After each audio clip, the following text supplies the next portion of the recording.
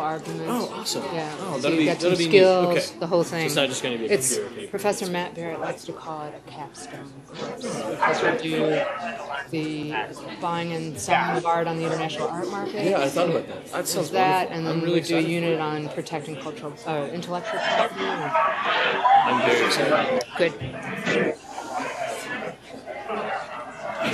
All right, Mary Ellen. So we're gonna start. Scott, you can have this. Scott, there's a chair down here. Yeah, the chair.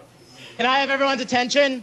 So the line is still pretty long for food, but given the time, I think we should just get started.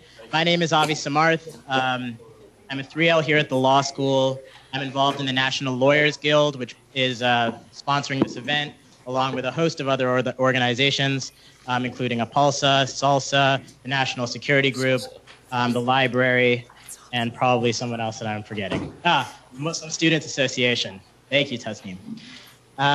Before I kick this off, I just wanted to do two things. First, introduce, well, three things, I guess. First, introduce the people on the TV screen. This is something not only unprecedented because it's one of the first conversations about the drone program in the past 3 years at this law school, but because we're doing something kind of crazy with technology. This is Notre Dame Law School. This is Professor Marion O'Connell, who is a professor of international law there. I'll more formally introduce her in a second. Standing with her is Chris Berridge of the International Law Society, and sometimes we'll be able to see a bunch of Notre Dame law students. Say hello, Notre Dame law students. Hello. It's a student. So, yeah, there you go. So this is a joint... It's pretty impressive. Also, just shout out, I was born in South Bend, so that's cool. Yeah. Before I introduce our speakers, I do want to make a note of how important this conversation is. And, you know, it's a really interesting time to do that because yesterday, a letter written by 4 U.S. Air Force members, all of whom were involved in the drone program, submitted a letter addressed to President Barack Obama, Secretary Ashton Carter of the Department of Defense, and Director John Brennan, the director of the Central Intelligence Agency. It's a very short letter, and I just wanted to read it to give you guys a sense of what this conversation is about and the things that are at stake. So it says, Dear President Obama, Secretary Carter, and Director Brennan, we are former Air Force service members. We joined the Air Force to protect American lives and to protect our Constitution. We came to the realization that the innocent civilians we were killing only fueled the feelings of hatred that ignited terrorism and groups like ISIS, while also serving as a fundamental recruitment tool similar to Guantanamo Bay. This administration and its predecessors have built a drone program that is one of the most devastating driving forces for terrorism and destabilization around the world. When the guilt of our roles in facilitating this systematic loss of innocent life became too much, all of us succumbed to PTSD. We were cut loose by the same government we gave so much to, sent out in the world without adequate medical care, reliable public health services, or necessary benefits. Some of us are now homeless. Others of us barely make it. We witnessed gross waste, mismanagement, abuses of power, and our country's leaders lying publicly about the effectiveness of the drone program. We cannot sit silently by and witness tragedies like the attacks in Paris, knowing the devastating effects that the drone program has overseas and at home. Such silence would violate the very oaths we took to protect and defend the Constitution. We request that you consider our perspective, though perhaps that request is in vain, given the unprecedented prosecution of truth-tellers who have come before us, like Chelsea Manning, Julian Assange, and Edward Snowden. For the sake of this country, we hope it otherwise. I can't speak for Notre Dame, but this conversation is something that is both underdeveloped and misdirected at Yale Law School. And so I'm very glad to introduce our 3 speakers here today. The first is, well, I'll go in the order that they're going to speak. One second. The first is Professor Marion O'Connell, who is joining us by video link. She's the Robert and Marion Short Professor of Law at Notre Dame Law School. She was Vice President of the American Society of International Law and chaired the International Law's International Law Association's Committee on the Use of Force from 2005 to 2010. Next, we'll be joined by Omar Shakir, who is a Bertha Justice Institute Fellow at the Center for Constitutional Rights. He's also a co-author of one of the reports that you may have seen sent around, you may have received from me, called Living Under Drones, which is a joint Stanford-NYU report documenting civilian consequences of U.S. drone practices in Pakistan. Lastly, we'll hear from Chase Madar, who is an author and journalist and has contributed to the London Review of Books, The Nation, The National Interest, as well as the American Conservative. So please join me in welcoming our speakers, and we'll get started with Professor O'Connell.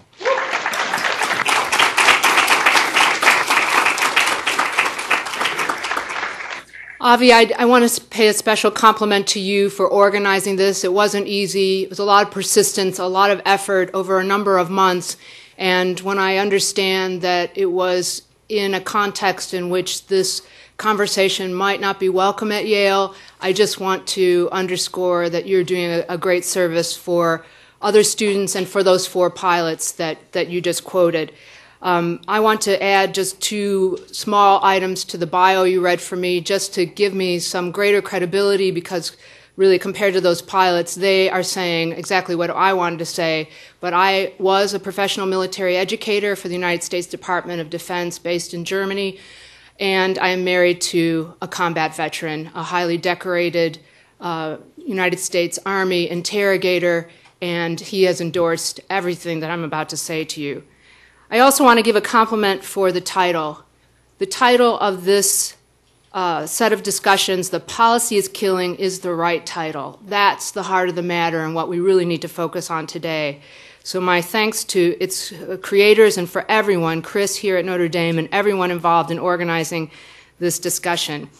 I've promised to take only 10 minutes to lay out the essential law and facts around this policy of targeted killing. So I'm going to be brief. We'll have a lot of time for question and answer in case I leave something out, but here I think are the things we need to know to launch this discussion. It was in July 2001 that the United States Ambassador to Israel, Martin Indyk, stated in connection with Israeli targeted killing of terrorist suspects that the United States government is clearly on record as against targeted assassination. They are extrajudicial killing, and we do not support that.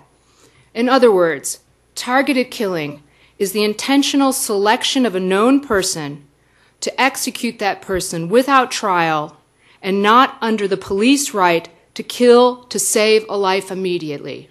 It does not matter how that killing is carried out, whether it's done with a gun, a bomb, a missile launched from a drone or from a manned aircraft. If that is the purpose, to kill a named individual intentionally outside the context of police law enforcement rules, it is targeted killing and it is unlawful. In 1981, President Ronald Reagan signed an executive order that restricted the CIA from being involved in any targeted killing. President Reagan was expanding on and formalizing a ban that had been put in place by President Ford and confirmed by President Carter to end the CIA's involvement in assassination and other human rights violations during the Vietnam War. It was in 1998, during the Clinton administration, that the first major step toward undermining this important ban went forward.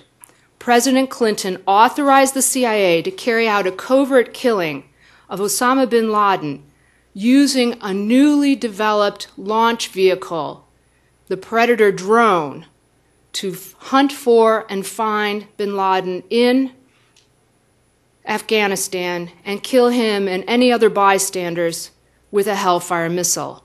Now, the Hellfire missile is the only munition used by the U.S.'s drone fleet, the Predator, and now the replacement to the Predator, the Reaper. The Hellfire missile was developed by Lockheed in order to destroy tanks. It is a tank-killing munition. The unsuccessful attempt to kill bin Laden in 1998 was a covert operation. So we do not have the legal justification that Clinton administration lawyers might have used to argue why it was lawful under international law. But we can guess from some other uses of military force in the Clinton administration that the justification was based on self-defense. That was the justification used, for example, for Clinton administration bombing of certain camps associated with al-Qaeda in Afghanistan, also in 1998, along with a baby food factory in Sudan. The international law of self-defense does not permit any of those attacks, not on the baby food factory, not on the training camps in Afghanistan, and certainly not on a named individual, even if it was Osama bin Laden. The law of self-defense is found principally in the United Nations Charter. In Article 51, it is a narrow exceptional right to the general prohibition in the UN Charter on all uses of military force among sovereign states. The narrow exception for self-defense says that a state that has been the victim of a significant armed attack may respond against the state that bears responsibility for that attack if it is a situation in which that responsive military force can accomplish the purpose of defense successfully and is only being used as a last resort when that force will not cause disproportionate loss of life and destruction of property when compared to the initial unlawful attack. So Article 51 is a narrow exception at the heart of the Charter for interstate uses of military force. No use of force by President Clinton came close to these requirements, these several elements of the law of lawful self-defense. Nevertheless, the Clinton administration seemed determined to use military force. Remember, it was that bipolar moment when there was no Soviet Union. The U.S. alone seemed to have the right to go forward and use military force to accomplish a number of desirable goals of the administration, and there was no other strong state telling us that if we did that, they'd do it. Nevertheless, it turns out that those uses of military force were ineffective with regard to the single worst organization that this country has faced since being attacked at Pearl Harbor, and that was the al-Qaeda terrorist organization. Despite these uses of military force by Clinton, 9/11 was perpetrated. And then after 9/11, President Bush, instead of examining whether the use of military force could be effective in further pursuit of al-Qaeda, given the failures during the Clinton administration, President Bush, nevertheless declared a global war on terror, and he did another thing that is not as well known. He made a presidential finding that if he personally approved of the killing of a person, the CIA would be allowed to assassinate that individual and not violate the Reagan executive order. It is not clear whether this legal justification for expanded assassination was based on the international law of self-defense or simply as part of President Bush's war on terror, in which the administration asserted the right to detain or kill people suspected of having links to al-Qaeda or the Taliban wherever they were found in the world. President Obama, while he terminated another policy practiced during the Bush administration's war on terror, torture, he expanded targeted killing. He moved from focus of the Bush administration on al-Qaeda and various Taliban group members to persons or groups based on their patterns of life. He was using assassination, or the euphemism that we now use so often, targeted killing, and was expanding the scope and the persons who would be targeted. Beyond Afghanistan, to Pakistan, to Yemen, Somalia, Iraq, Syria, and Libya.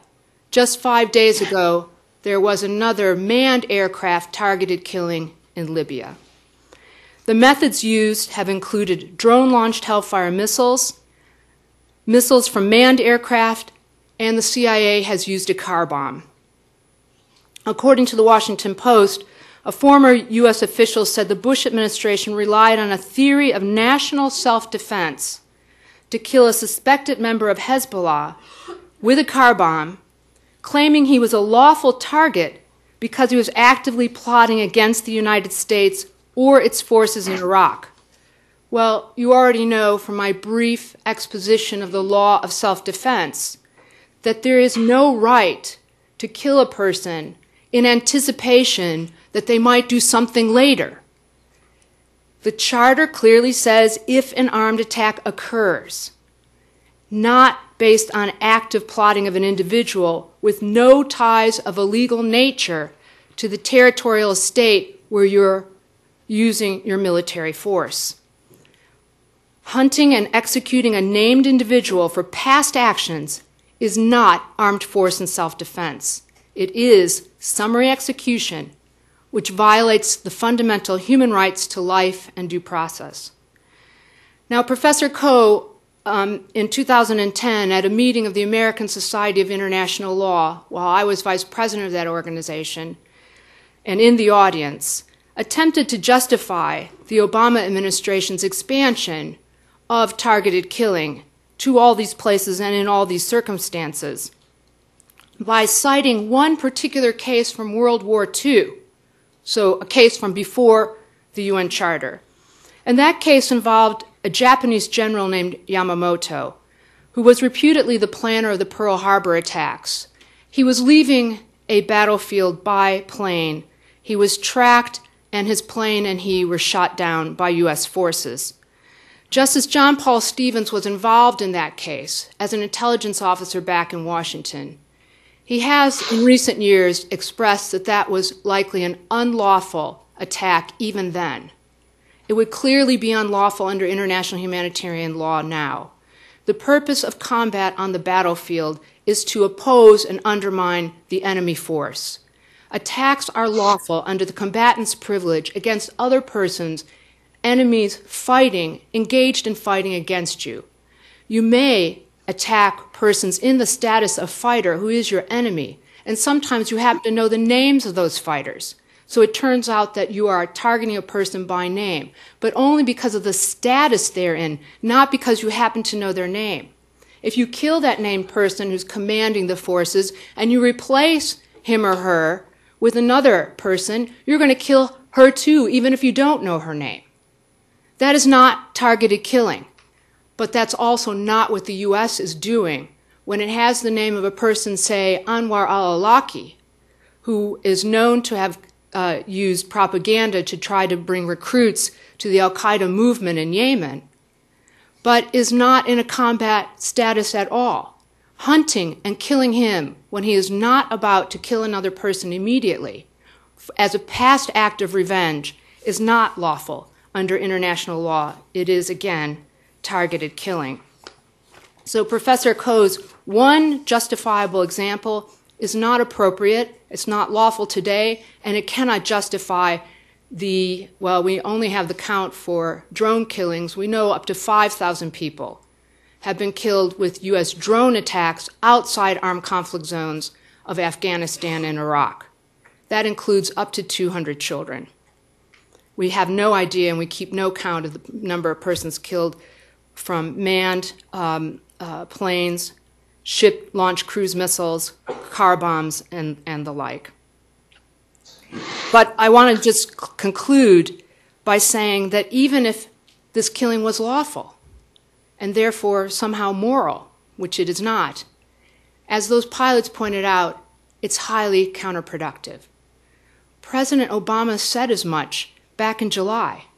Speaking at the Pentagon in early July, President Obama acknowledged, not for the first time, the limits of counterterrorism based solely on killing. And now I'm quoting from an article based on a forthcoming book by Scott Shane and the killing of Anwar al-Awlaki. Ultimately, In order for us to defeat terrorist groups like ISIL and al-Qaeda, it's going to also require us to discredit their ideology, the twisted thinking that draws vulnerable people into their ranks. Ideologies are not defeated by guns. They're defeated by better ideas. And the best idea of all in this context is compliance with the rules of international law, the rules against the use of force in favor of human rights and respect for international humanitarian law. That is the way forward. Thank you.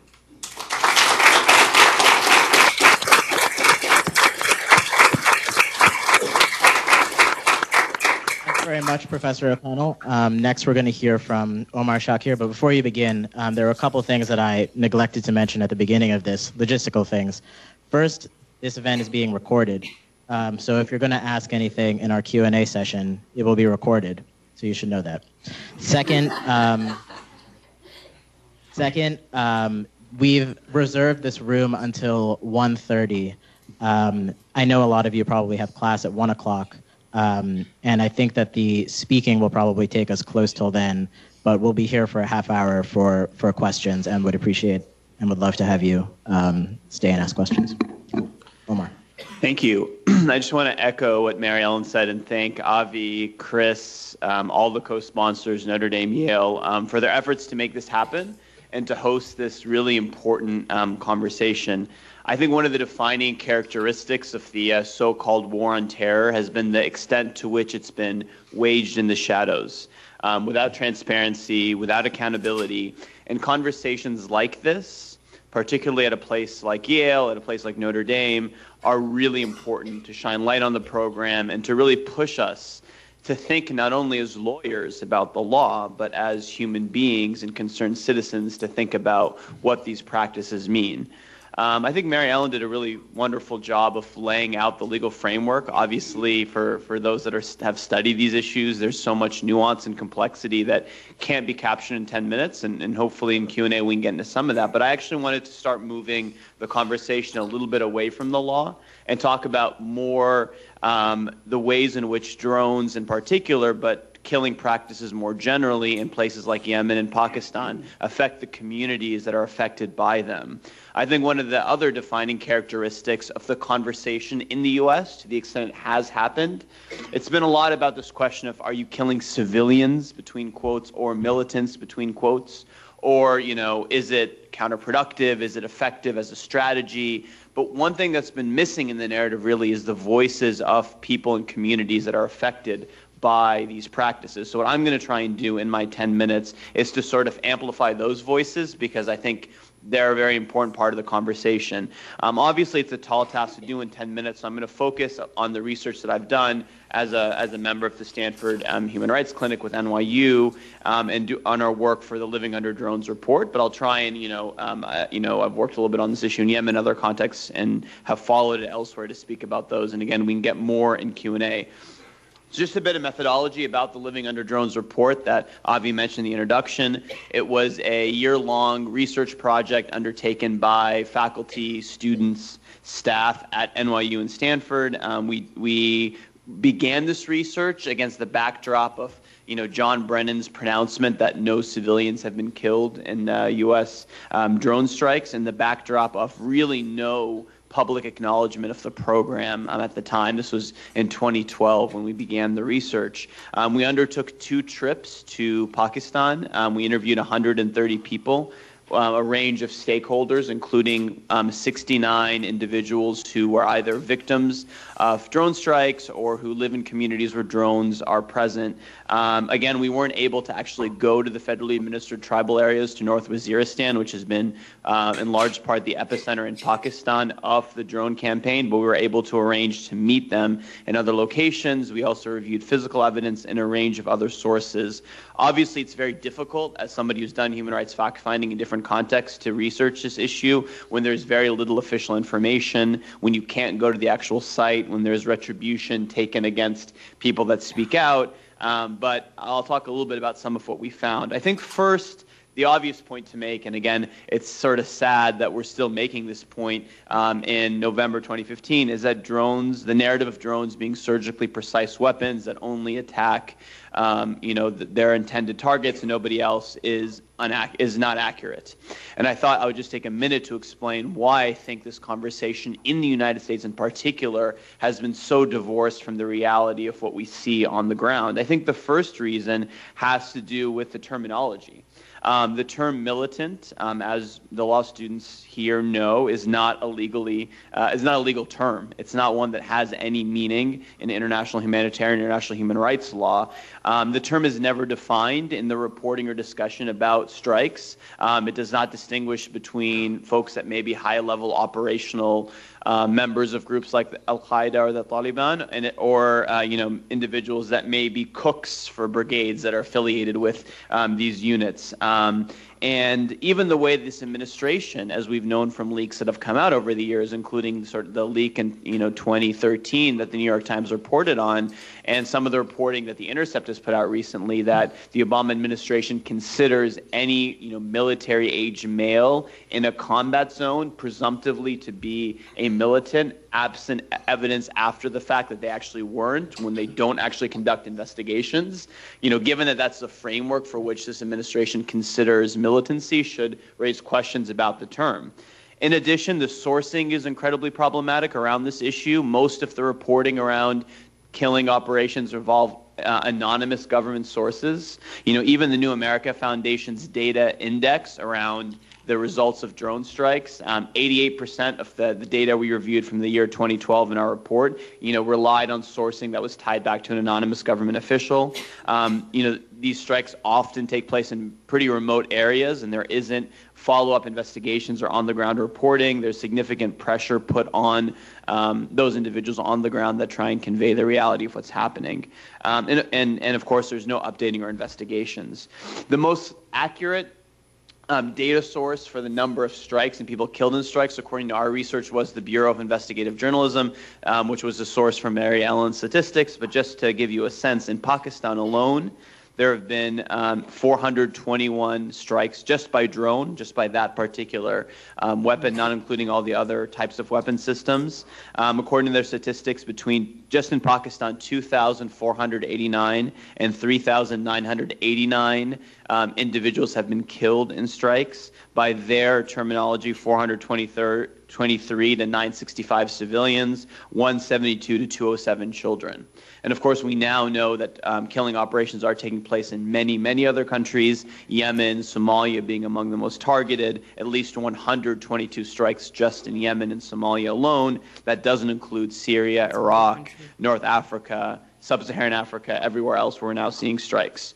But beyond the numbers, again, which we could spend a lot of time on, I think it's important to spend a minute talking about the psychological and social effects of drones that fly overhead. In many cases, in parts of Pakistan where we did our research, 24 hours a day, 7 days a week, often in groups of 4 and 5. They don't just fire, they regularly surveil communities. And what we found in our research is that their presence was incredibly harrowing and terrifying to those communities that live underneath them. It's a perpetual reminder of imminent death. Folks don't understand, and frankly, we don't understand, having studied them, when and why and where drones will strike. So folks below live in perpetual fear and feel absolutely powerless over their fate. I mean, literally the everyday act of going to the grocery store or going to school or even sleeping at night conveys some degree of fear. Just to give you, a flavor of that, a taxi driver in an interview with me told me, quote, "We're always thinking that it's either going to attack our homes or whatever we do. It's going to strike us. It's going to attack us. No matter what we're doing, the fear is always inculcated in us. Because whether we're driving a car or we're working on a farm or we're sitting home playing cards, no matter what we're doing, we're always thinking that the drone will strike us. So we're scared to do anything no matter what." Just to give you, just put yourself in those shoes, you can imagine that the stress pervades every aspect of everyday life and manifests itself in many ways. One way is medically. And again, part of our research, we interviewed mental health professionals that worked with victims from the tribal areas who reported documenting symptoms of PTSD, anxiety, things like emotional breakdowns, fainting, nightmares, hyperstartling, reactions to loud noises, outbursts of anger, and sometimes even physical manifestations of that stress, particularly affecting children, but really affecting all communities that live underneath there. One day laborer told us, "I can't sleep at night because when the drones are there, I hear them making that sound, that noise. The drones are all over my brain. I can't sleep.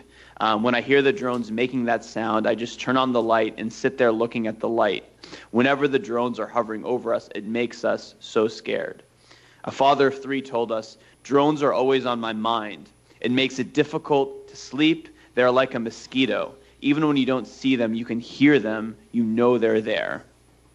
Part of the complications with the health effects have to do with the weak health infrastructure in many of the areas in Yemen and Pakistan where they operate, lack of awareness about mental health, and also a practice we document in the report of what we call double tap strikes, or strikes on first responders or rescuers. So there's an initial drone strike, and oftentimes within half an hour or an hour, there's a follow-up strike that target those that go in to check on victims and to help get people medical attention. That's a practice that we've documented and others have documented of targeting first responders and having the effect of chilling people, from actually going to rescue. So I know my time is limited, so I thought I would just conclude with a few other effects, and then a couple of questions I'll leave you with. In terms of other effects, again, you can imagine the effect on school, on everyday life. You have folks afraid to gather in groups. Mary Ellen mentioned signature strikes, which, just to, again, spend a minute on that, that's basically racial profiling on steroids. It's looking through a drone monitor and seeing behavior of groups, maybe groups of men together, which could be, yes, a gathering of, terrorist groups, but could also be a high school, or could be a tribal gathering, could be a government meeting. So you can imagine less attendance at family get-togethers, going to the market, even funerals and weddings, which have all been strikes of targets, which really tears at the fabric of community life and tradition. The president of the Tribal Union of Journalists told us, if I'm walking in the market, I have this fear that maybe the person next to me is going to be a target of the drone. If I'm shopping, I'm really careful and scared. If I'm standing on the road and there's a car parked next to me, I never know if that's going to be the target. And again, you can imagine the breakdown this has on community trust. So finally, 2 questions to leave you with, and I'll pass it to Chase. The first is, reflecting not only on the effects, but on what Mary Ellen said to you, the lack of coherence and the lack of transparency in the legal framework. I mean, in addition to the fact that the program is unlawful, as Mary Ellen said, the rationale is jumbled. It jumps between doctrine without coherent framework. There's no articulation of the legal basis, the identity of those even being killed. I mean, just imagine having a program for which, it's official policy to obfuscate and not really provide any information. And the second question to leave you all with is, killing and a policy of killing makes the resort to force easier. It sanitizes war. It makes it sound like the low-cost, no-risk option without checks. Thinking about the terminology, Reaper drones, bug splat, the types of words that are parlance around drones. What does this mean for the rule of law? And what does it mean that even a conversation like this in 2015, after over a decade of killing practices, is so controversial? Thank you.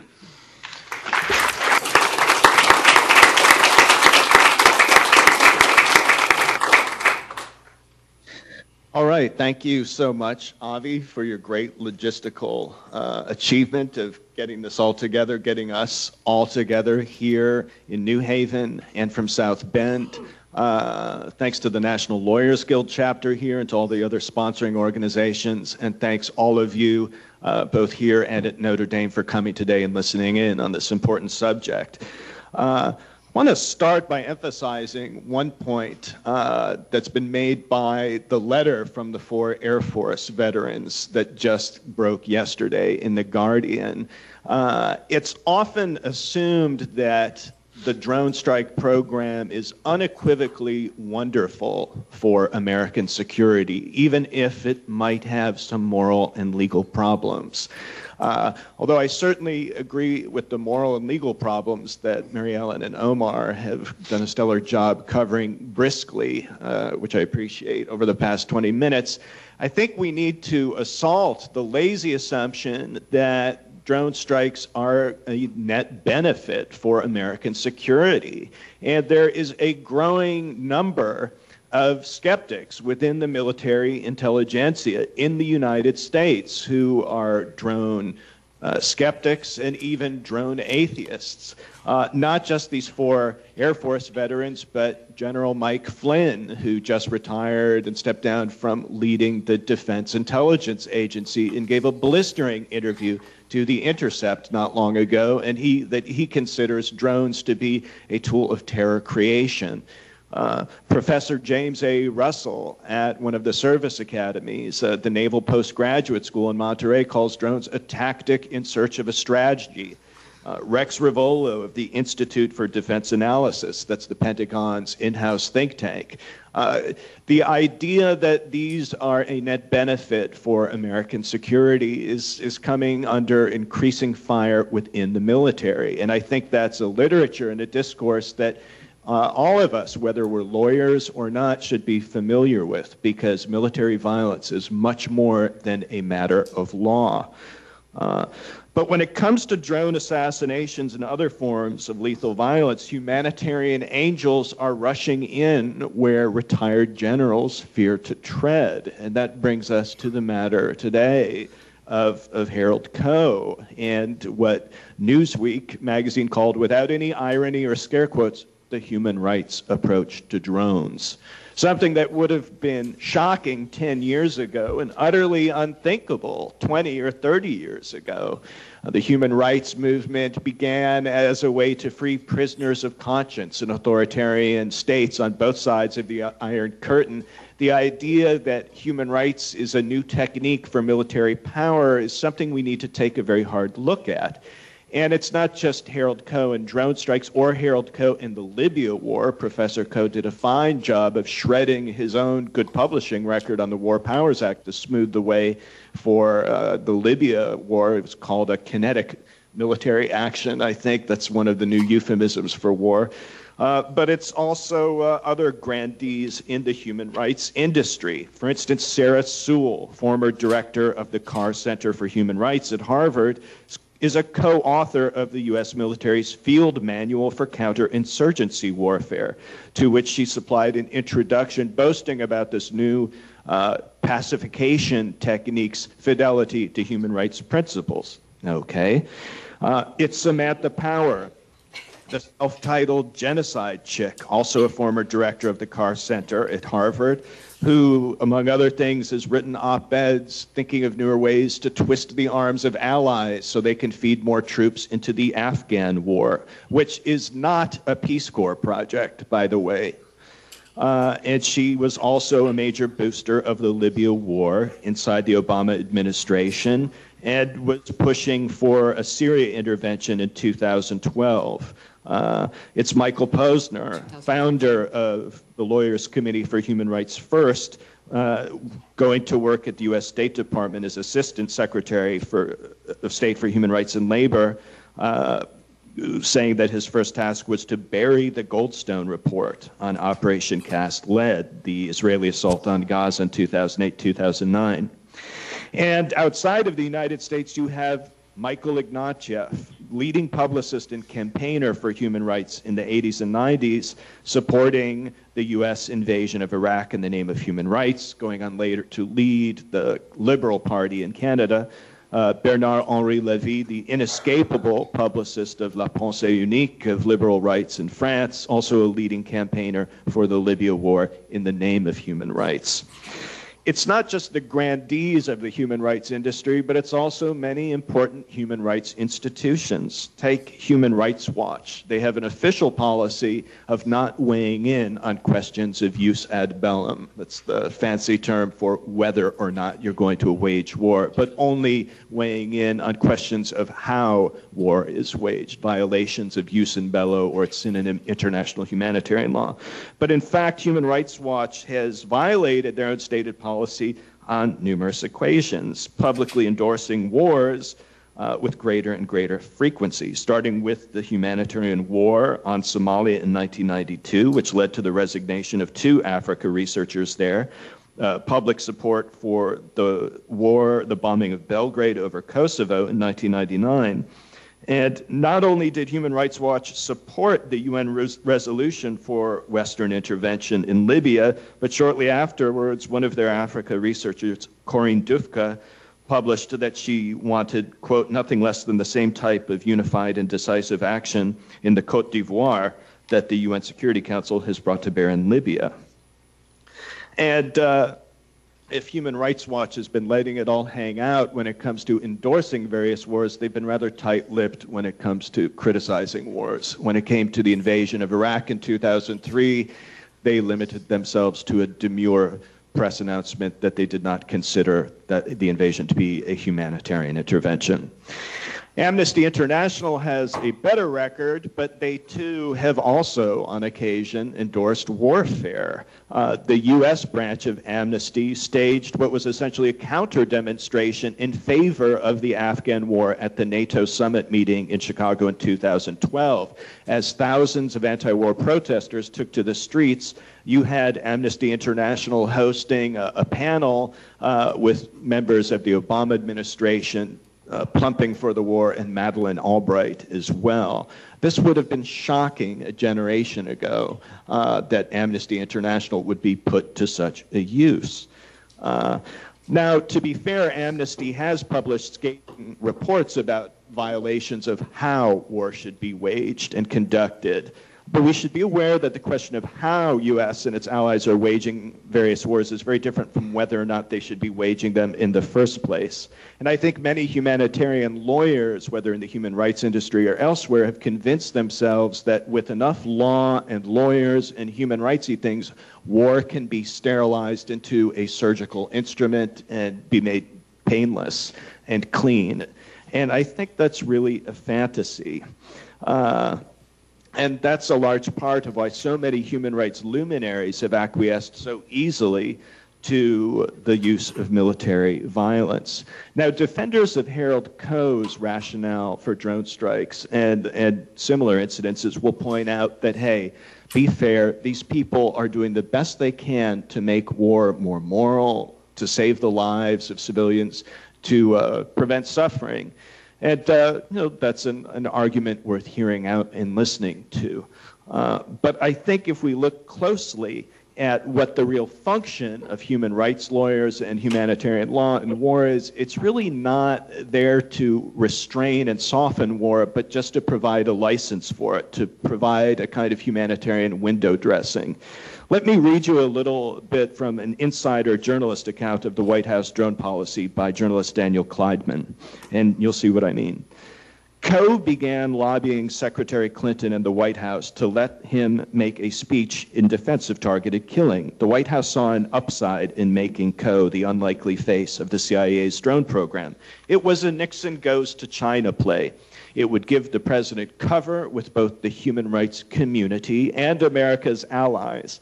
The military and the CIA, too, loved the idea. They called the State Department's top lawyer Killer Koh behind his back. Some of the operators even talked about printing up T-shirts that said, drones, if they're good enough for Harold Koh, they're good enough for me.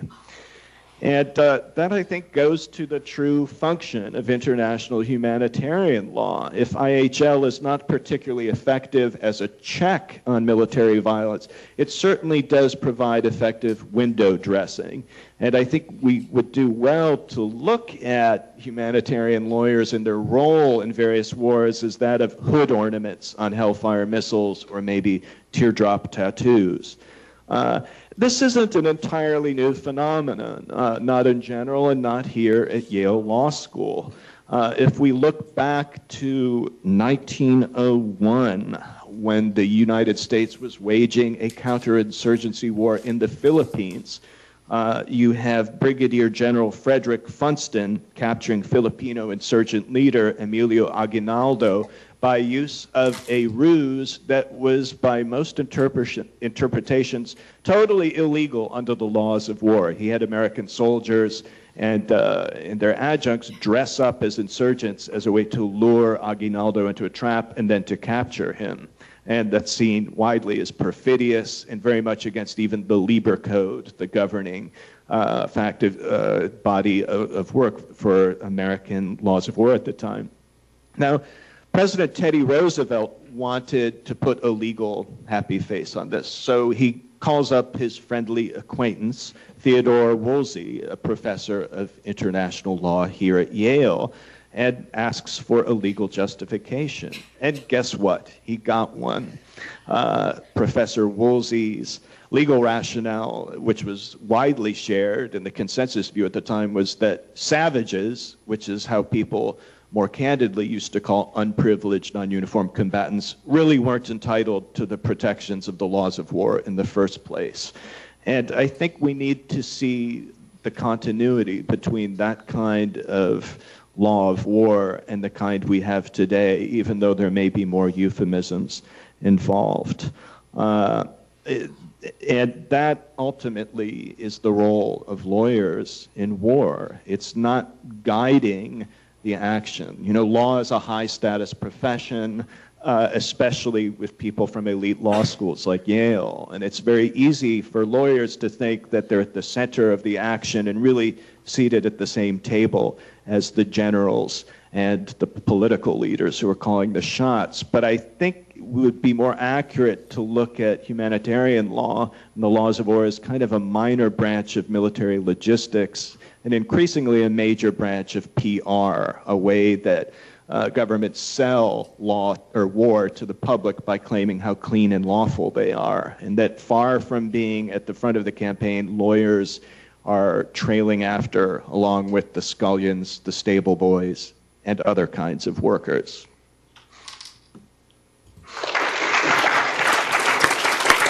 I think my microphone, is my microphone working?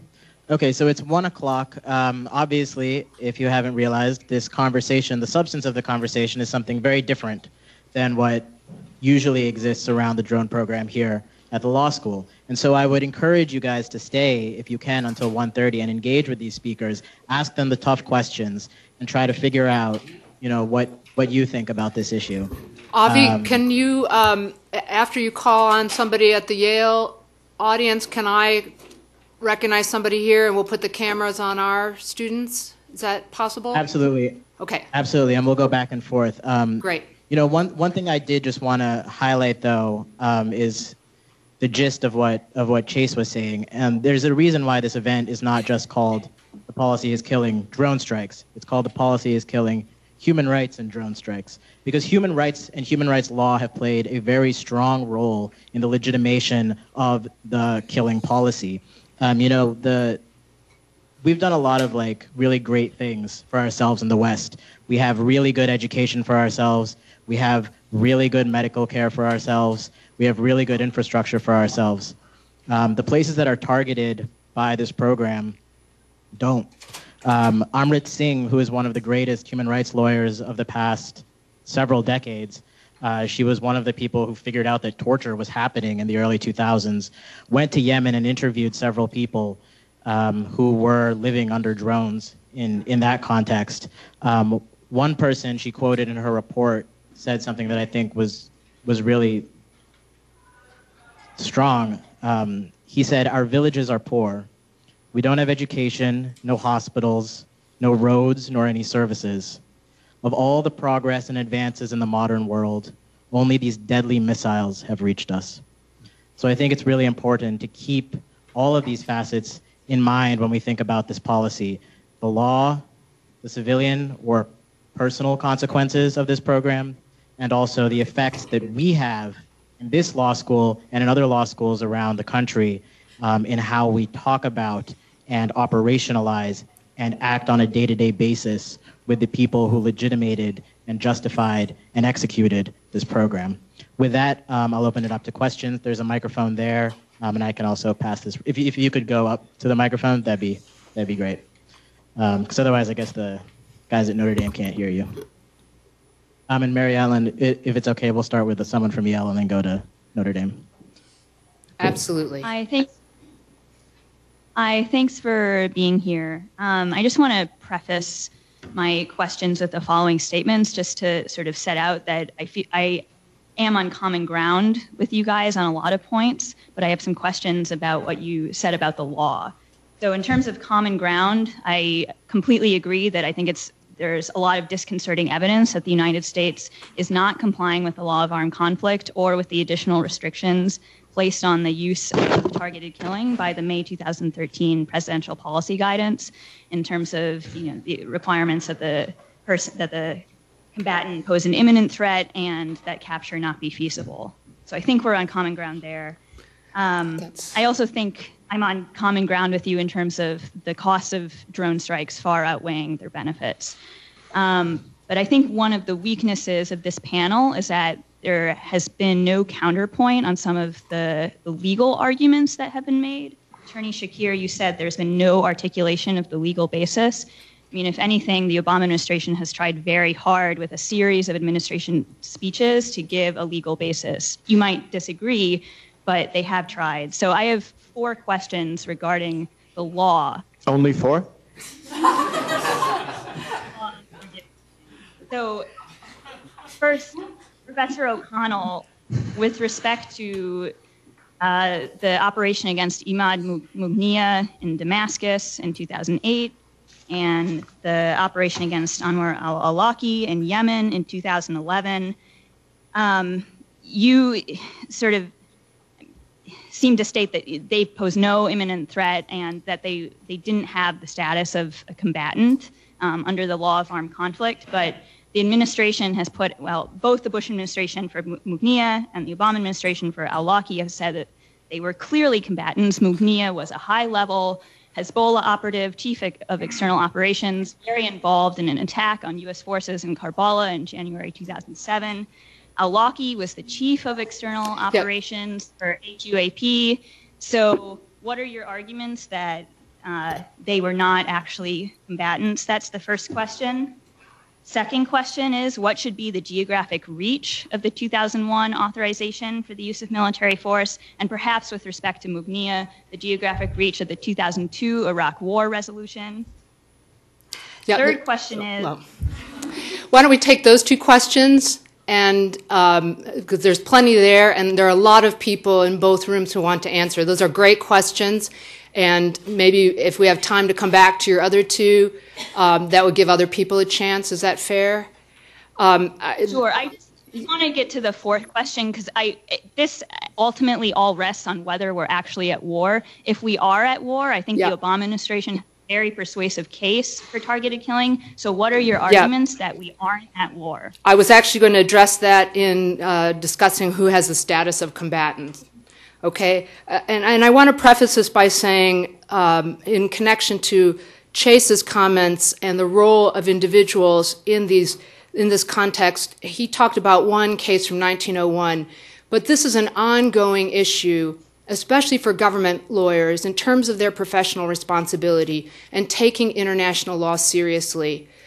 Detlef Watts of Harvard Law School, a very close friend and mentor of Harold Koh, and Richard Bilder of the University of Wisconsin wrote a report in which they said, a report from the American Society of International Law, that international lawyers, persons with the special expertise in international law that is not so widely available, often not taught at all in American law schools or not taught by true experts who have background in general international law, in which they can place human rights law, international humanitarian law, law on the use of force, environmental law, in a context, in an expert and deeply knowledgeable context.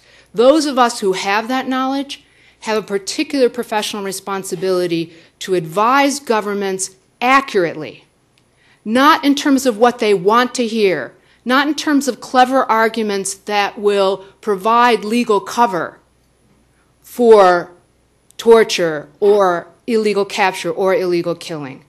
American lawyers are very good at creatively manipulating or investigating the law and coming up with arguments that may pose a good defense in a criminal court where that's appropriate. But Professor Watts and Professor Bilder said the international lawyer advising the government has a special responsibility to give an accurate, fair-minded, neutral, and objective an explanation of the law and not simply an argument that will fly with the uneducated public or will sound good of a persuasive kind. And I'm sorry to say to the questioner from Yale, and I'm sorry I didn't get your name, I fear that very many of the great arguments that you've been hearing are rhetorically very persuasive sounding, but on the merits, they are entirely lacking in the way that Chase suggested. There has been a desire by people in the background of human rights in particular to want to bring the power of military force that they saw being effectively used to liberate Kuwait in 1991 to the very important problems of human rights violations. What has happened, however, is that they have generally lacked both the knowledge on what law permits resort to war, jus ad bellum, the UN Charter, and they have lacked the knowledge of what works in war, what war is good for. And it cannot micromanage human rights problems, replace bad governments with good governments. It's no good at that. We heard from Chase about general after general trying to explain that you are not going to get a human rights protecting and observing and prosperous, happy community when you shoot them day after day with Hellfire missiles. So when Harold Koh is asked to provide a legal justification for that, he has made the choice, and he's told this to many of us, and I have great respect for him and for the work he did before going into government on behalf of people whose human rights were violated, especially by the U.S. government. In terms of U.S. civil rights and the place of human rights in the U.S. legal system, Harold Koh is better than anyone. But when it comes to the use of force and for international humanitarian law, I believe that Harold, his successors, and others, and certainly his predecessors, did not give a fair and objective statement of what the law required. So, were we in a global war on terror that allowed the combatants' privilege to kill people wherever they were found if they were in any way connected to al-Qaeda or to other militant forces who were responsible for 9/11? And that's all the AUMF speaks to. No, we were not.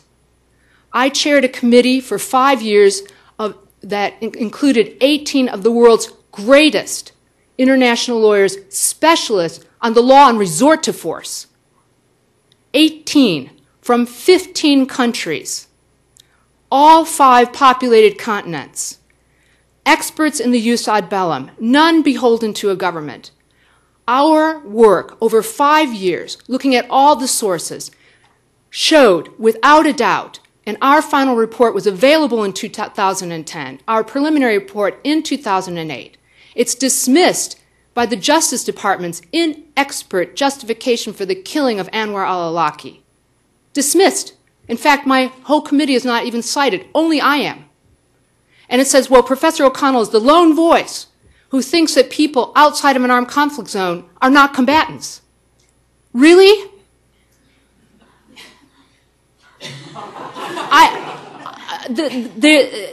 I was certainly not the lone voice, number one. But even if I was, how can that basic point be disagreed with?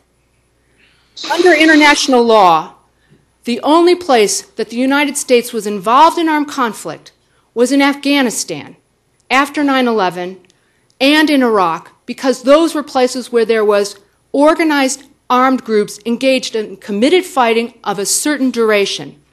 That is what international law, since 1945, through state practice and opinio juris, the components of customary international law, have continuously said. We reviewed over 300 armed actions and conflicts.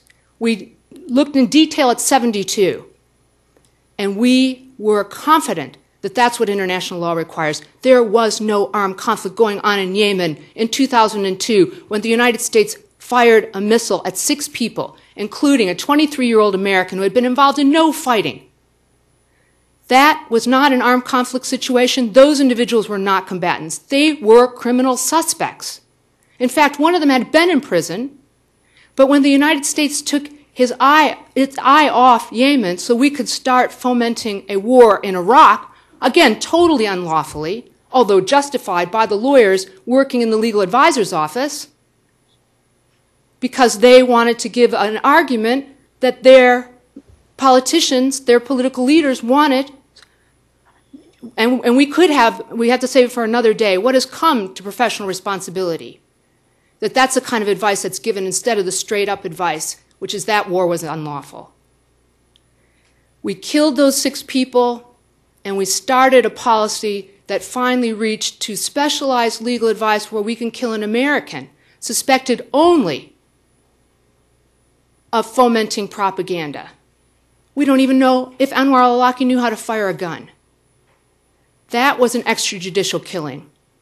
On the same pattern, even more egregious than that 2002 first killing, and we have a UN expert opinion on that 2002 killing by Asma Jahangir. She said in no uncertain terms, it was an extrajudicial killing, unjustified, clear violation. But then we have other friends of the US administrations after that backtracking and saying it's a matter of not having the information. What more information do you need? There is no armed conflict zone in Yemen. There is no attack on the United States that could justify, in the absence of an armed conflict going on there, an attack in the law of self-defense. The law of self-defense is against a state responsible, not against an individual. Anwar al-Awlaki could have been arrested by police, and if he was about to escape or took a person hostage with a gun at their head, then the police could have tried to execute him to save that other person or to prevent a fleeing felon. That's the only sense of imminence that had any relevance to the Anwar al-Awlaki situation. It was whitewashed, it was exaggerated by the Department of Justice in their report on why al-Awlaki could be killed. I'm sorry I went on too long. Those were very good questions by the questioner, and I think they demonstrate in more ways than I can state again what Chase, Omar, Avi, and I have all been trying to say, that law has been manipulated for political ends, and we international lawyers have a professional responsibility to return it to accurate analysis and to the holding of our leaders uniformly to their obligations. Thanks, Mary Ellen. Could we go to a Notre Dame?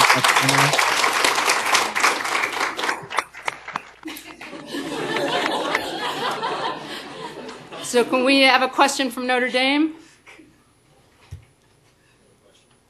We've got a question in the back here. Press your button. Yeah, can you guys hear me? Can you all hear me? We can hear you. Can you show me how to? Your question. Oh, students. There you are. Yep, you good? Okay. All right. I understand with the long term, completely agree. Drone strikes are they're constant. They're always watching individuals. It's inhumane, and it's a form of dehumanized killing. I mean, in the past, not even 300 years ago, you had to stab your enemy in the gut and watch them die. And now you press a button and watch the numbers come up on a screen. So that's for the long term. But what about the short term? I mean, I'm seeing right now nowadays with ISIS in Syria and Iraq, there's constant airstrikes in that area, and they're all jet planes. Almost all of them. Not all of them are drones. And the people have to live in the very same conditions that you all just listed, only that these weapons are manned by human beings rather than machines. So I see the long term, but what about the short term when there's long, protracted war and the effects on human beings are the same? I mean, there's civilians living in Al-Raqqa that are constantly being bombed, and the same for tons of villages. Not everyone in that area, there's a population of, 10 million people? Not everyone's a member of ISIS. So what is the difference between having French jets, Turkish jets, American jets, Russian jets, all in this area hovering over these people every single day? You hear the jets bombing the same way that a drone strike would. What is the difference between the short term and the long term? Where's the line between the two? Omar, that sounds like one for you. Yeah, no, absolutely. It's a wonderful question. I'll keep it short because I know we only have 10 minutes. And I wanted to also address the last question, which was great, but I'll leave that. Maybe I'll chat with you afterwards here. But very quickly, you're absolutely right. It's a very good analysis, not only on the factual reality of living under other types of weaponry, but also legally. As Mary Ellen and Jace can tell you, there is no distinction in studying, either you said bellum or you said bello considerations, whether it's a drone or another weapon. And certainly communities in Syria and Iraq face those kinds of consequences. I think what makes, and all the points you make are valid, I think the only thing that makes a drone different and really why we wanted to focus on that is drones don't fly over big cities generally, right? You're not often, there's been a couple of places in Yemen and some other locations, but they generally target areas that are sort of more remote, and they often are surveilling for days at a time before they decide to strike, which creates sort of an additional layer of trauma for a community that's sort of constantly dealing with their presence overhead. But you're right to say that drones are just the latest extension and sort of the way weapons have moved. I mean, dropping bombs from 30,000 feet over the air is not so different than doing it by drone. And so I generally agree with your question. I would just note the difference of the fact that, I mean, drones would be easy to shoot down if they were over areas in which there are air defense systems. They target and prey on communities that lack those sorts of protections, and that adds an additional layer, I think, of trauma. But otherwise, I agree with the thrust of your point. I want to give a quick answer about what is to be done in the near term. Groups like ISIS thrive and prosper under conditions of aerial bombardment. The Khmer Rouge would not have been possible without a carpet bombing from the U.S. Air Force. And to think that additional airstrikes, whether from France or Raqqa or the much greater number of daily sorties flown by the U.S. is going to help things is very short-sighted. And I know this may sound horribly counterintuitive, even pie in the sky, but it's a social scientific fact that it is, bloody wars like this that fuel groups like ISIS. And the first immediate step needs to be reach some kind of peace deal. And that is going to require massive concessions to the Assad government in Syria, as well as concessions to their patron, Russia. And that's a bitter pill to swallow for many people. But, the United States also has its oppressive and nasty client states in the region. And I think it's time that we started looking at this, even in law schools, not as a matter of law, but as a matter of politics, diplomacy, and negotiation. And I hope lawyers will quit forever the utterly unhelpful proposal of, well, why don't we just send Assad to the International Criminal Court and everything will be better. That's white-collar voodoo. And that is just not in the realm of possibility. It's time to face the bitter facts, which require negotiations, peace before justice, but that is the only thing that is going to stop the shooting and stop the prospering and the spread of ISIS. If I could just, it's much more a political phenomenon than a military one. And if I could just say very briefly, I based my remarks on the targeted killing problem itself and didn't focus on the way that it's carried out. It doesn't matter to me, the effects. Great, okay. Thank you very much, gentlemen. Another question from Yale? Yep. Oh, no. Should we maybe pull together a few questions? Yeah, it's your turn. Yeah, I have a question. So your last comment, I think yours, it was similar to some of your other comments. I think it really simplified the issue. Mm-hmm. And I wonder, how would you discuss this in a way that's sort of more complicated, in a way that acknowledges that, like you say peace before justice? Mm-hmm. How would you discuss it in a way that, you said that they target these small communities because those communities don't have, the technology to shoot down drones. But I imagine somebody else saying that they target those communities, in fact, because terrorists choose those places to live in because it's easy to hide and it's less likely that the police can come in and get them. And so it sort of seems like you keep giving responses that are simplified and that pretend that what anybody else might have to say is either irrational or immoral or illegitimate. And I don't even think this is a difficult discussion to have at Yale. Like, also, a lot of your comments framed it as, oh, it's wildly difficult to have this conversation at Yale, and it's amazing that it's this hard when it's been going on for 10 years. And that also seems to be not true. So I just wonder, how would you talk if you conceded that this might be more complicated than just waving a white flag? Who's waving a white flag? And do you equate stopping drone strikes with surrender? Do I equate stopping drone? Yeah, because that's what a white flag means. I just want you to answer my question. Well, this had been a very easy discussion at Yale, I thought, until right now, but... It seems like this is I wasn't here for the past 20 minutes, but it seems like this is the first time where somebody asks you a question that challenges you. When I came back in the room, the comment I heard was people ask questions and you guys evade giving straight answers. So what I'm saying is, you make it seem really, really easy, and you just say, well, stop Thank you. drones. And I want you to, act as if it's a little bit more complicated. I mean, I would just say it's funny how whenever there are these debates that happen, there are requests of lack of balance or that you're simplifying things are only made against those challenging power. It's sort of a very easy, loaded question that I don't even know where to begin responding to. I think all of us understand the nuance. We've been to these regions. We've talked to people. We engage with official narratives. The same thing that other experts do when it's me in the audience and I'm on your side. They say, we know the data. We are the experts. There's things. That's not what I'm saying. You didn't let me finish my answer.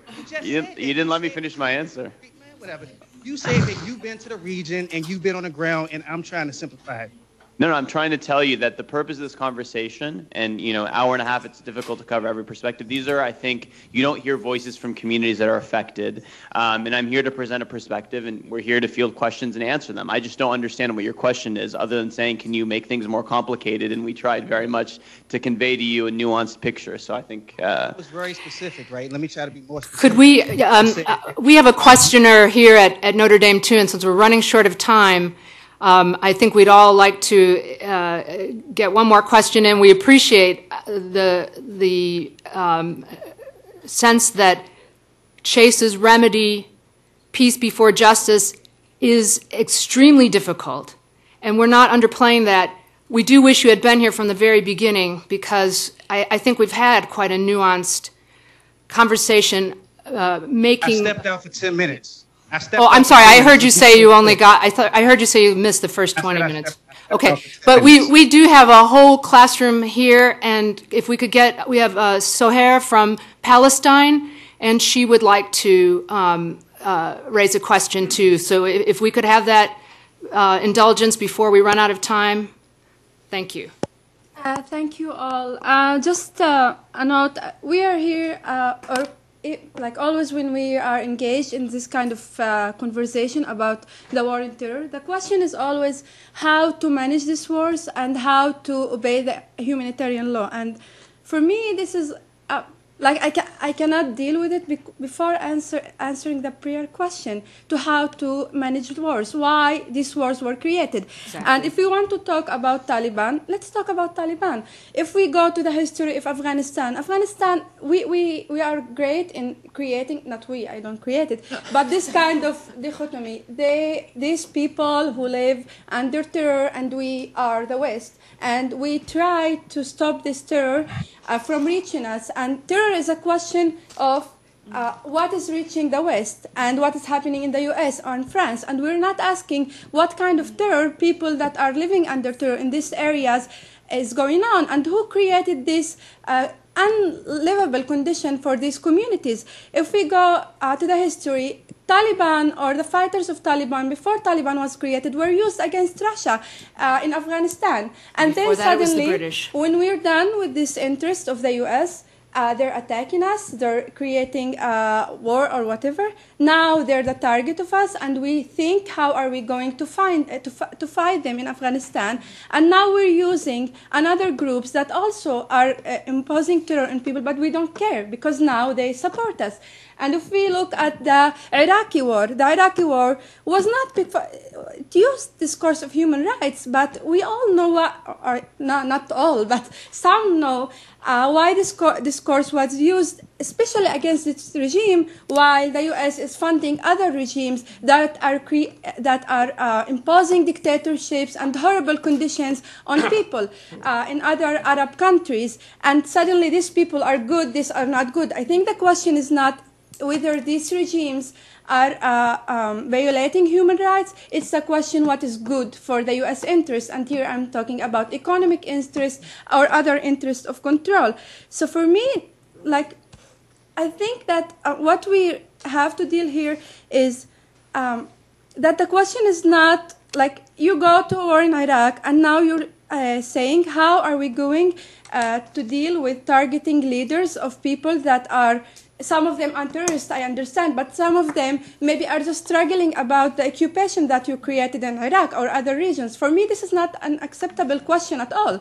I think that's it, but it's like how the discourse of human rights is now understood by the people of these regions. Now, when you say human rights and international institutions, it's kind of a curse for many people who are living under these conditions. And how we, as a human rights lawyer, can bring this human rights to the people and not to the use of the governments. We're out of time here, and I'm out of time. I have to go and I get to go and teach the law of contracts now. But could I just say before I disappear, just to reinforce what Sohair said, and I think that speaks to the prior student's question at Yale. It is this discussion is in need of deep analysis and deep understanding. But I think all the panelists are agreeing with so many people that we've met who have been victims of U.S. uses of force, unlawful uses of force, that we have to find a better way. And we need to rehabilitate what human rights stood for, that great moment after the Second World War, when the Universal Declaration was created as a great beacon of hope for what people could expect from their governments. And that's, I think, our challenge now in educational institutions all around the world, to rehabilitate that human rights stands for, the common interest of all of us, for everyone, and not the narrow security interest of any one country. And that is not a simple statement at all. It reflects the deep need of the brilliance that's collected at Yale right now and here at Notre Dame. And I hope all of you are going to go away inspired by the challenge of the questions we had and by the commentators of all the speakers. Thanks very much, Professor O'Connell. If we could just all welcome all the speakers, or thank all the speakers for... Thank you, Marion. Thank you, Chase. I think at least on our end, these two will be here for a little bit longer if you want to come up and ask more questions. Thank you all for coming. Welcome to the National Lawyers Guild. Thanks, guys. More exciting than usual. So here you saved our day.